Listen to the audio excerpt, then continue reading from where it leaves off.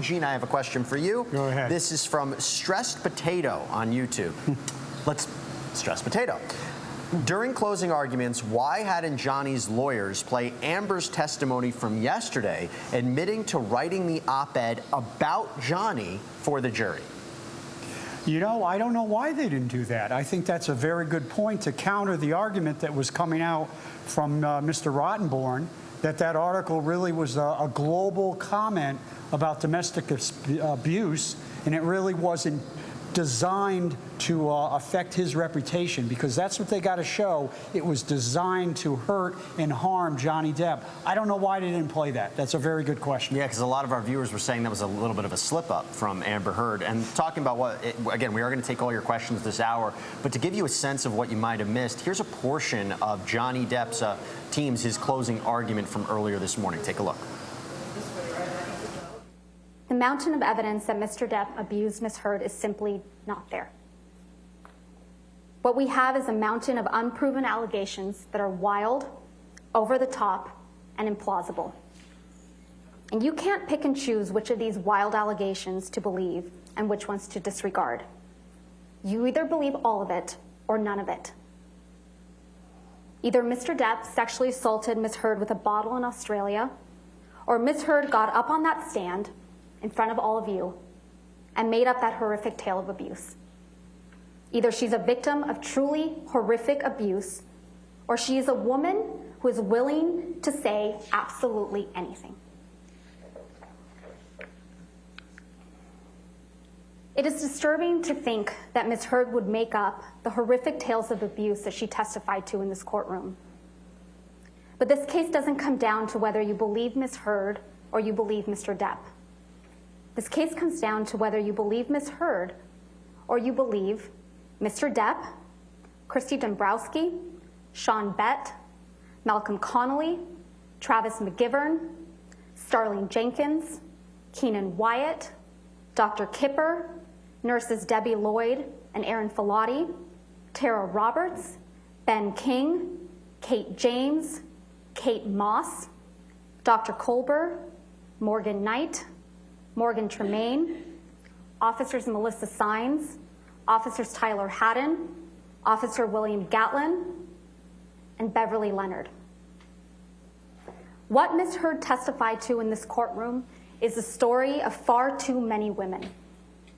But the overwhelming evidence and weight of that evidence shows that it's not her story.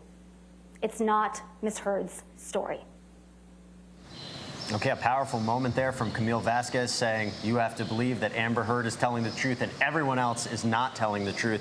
We're getting more of your questions right now on YouTube, Twitter, Twitch, Facebook, however you want to send them in. I have a question from Tammy Japink from YouTube. Did the judge just tell Amber's team that they only had 6 minutes left? That is correct. So there are time limits here for these closing arguments. Amber's team only has 6 minutes left for a rebuttal closing argument. Johnny Depp's team, 39 minutes. That's exactly how we know how much longer these closing arguments are going to go before deliberations begin. Okay, Catherine Luzardo, I have a question for you from Declan Cooley on Facebook. Did Amber's team deliberately misuse the term malice to mean maliciousness? Isn't that trying to mislead the jury?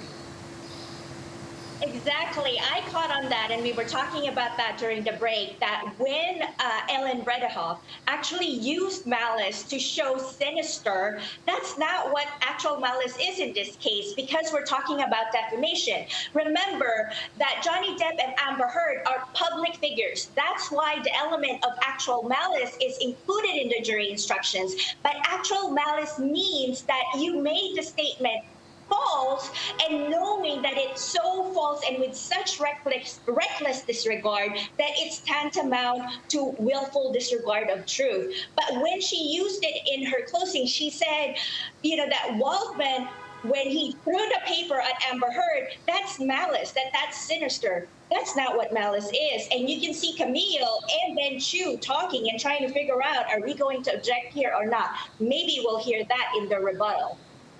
And they should put that in their rebuttal.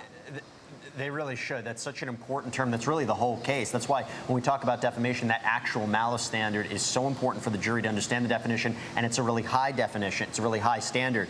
Okay, so now I'm going to go to you, Dina. We have a question from one of our Twitch followers, Corporal Roll Mops. What do they object to in a closing argument? I read somewhere that this can be seen as unprofessional. So do you think Johnny Depp's side looks bad since they objected a lot more? Yeah. You know, I think that Elaine was doing a fantastic job. And I say that as somebody who I think that Amber Heard was probably going to lose her case because of how many inconsistencies she has. But the way she had the facts and the legal arguments, and I think Johnny Depp's team realized that.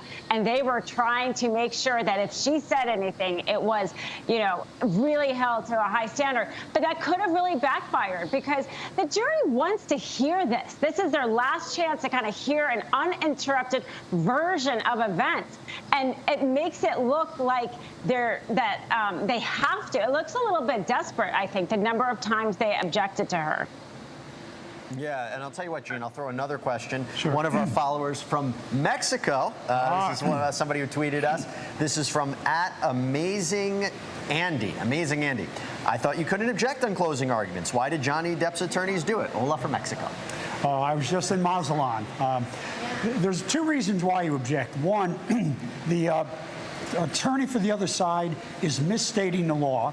The other reason is they're misstating facts, grossly misstating facts. And there's actually a third reason, which is nefarious. An attorney is doing it to put the other side off stride. And I got to say this. Mr. Chu made some objections that I thought were okay. They were overruled, as I understand it. But you cross the line when you make too many objections during closing. I make very few because I think it looks bad in the eyes of the jury. You're trying to hide it. And if I'm getting up to respond to them, you know I'm going to address what they said. So that's a really good point, and now we're talking about what the response is going to be. Dean, I'll go to you.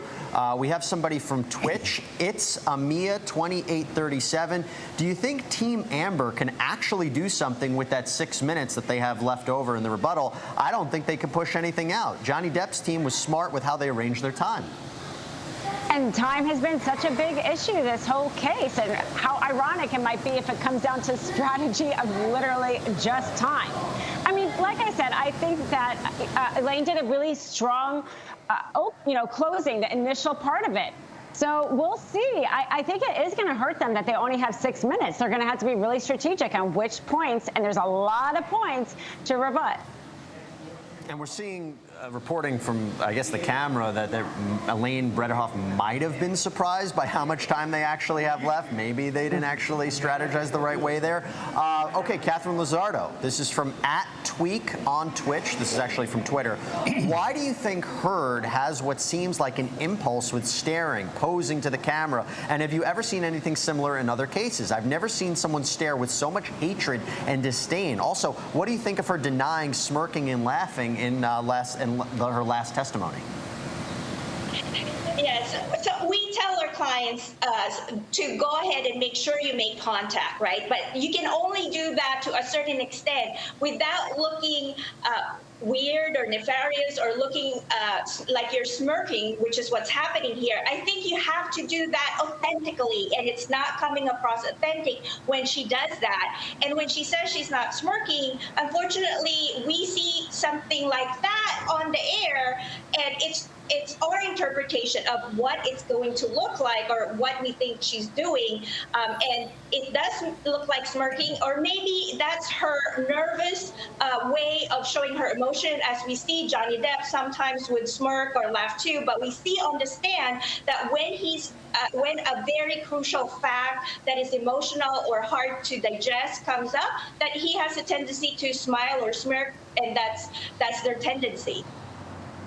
Well, they're both performers. We can't be, that surprised. I'm going to do a favor right now for one of our YouTubers. I mainly just want Jesse to read this name on air, Lucy Megapint.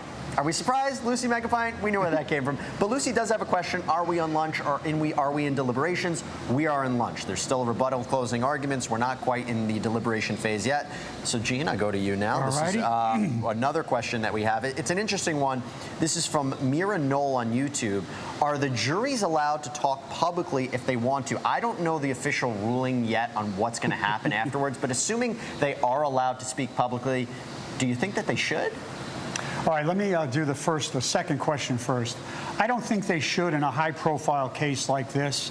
The first question is, yes, in Virginia, I talked to a juror a couple days ago who was the foreperson of a jury I had in March and early April. So in Virginia, unless there's a court order otherwise, state jurors can be called, you can interview them, and they can run their mouth and do whatever they want. Even at the federal level, and when I was an assistant U.S. attorney, we could not call the jurors, but they could talk to the public if they wanted to. It's an interesting question, given the high-profile nature of this case and, kind of what we're seeing outside with a lot of people having strong opinions here. All right, Dina, before we hit a break, I want to go to you real quick from Facebook. This is from Esther Matthew. Depp's lawyers lacked a bit of emotion during their closing argument. You think this is an issue? Depp's lawyers? I actually thought that Benjamin Chew gave a lot of emotion there at the end of his opening. It almost sounded, the camera wasn't on his face, but when he talked about how he has lost his reputation and his name and mentioned his children, there was a long pause. And then after he spoke, it really sounded like he was choked up. And that was the very end of his closing. And then him and Johnny Depp embraced. So I actually thought that was quite emotional for a lawyer during closing arguments, and definitely more than we've seen from Amber Heard's team so far. And let's see what happens with the rebuttal closings after lunch. All right, we're going to hit a break. Before we do, I want to let you know that we have not even a question, kind of a question for you, Gene, from Twitch. Garage 4618108. Gene, how tall are you, man? Too tall. Too tall is the answer. Okay. I'm 5'10", and I wish I were 6'5", because I would have played in the NBA. 40/41, Bianchi. You should have told them 6'8". That makes me look so short right now. All right, guys, we have to hit a break. We're going to take your questions, YouTube, Twitch, Twitter, Facebook. Get them over to us, email them to us. We'll answer them on air. We'll be right back.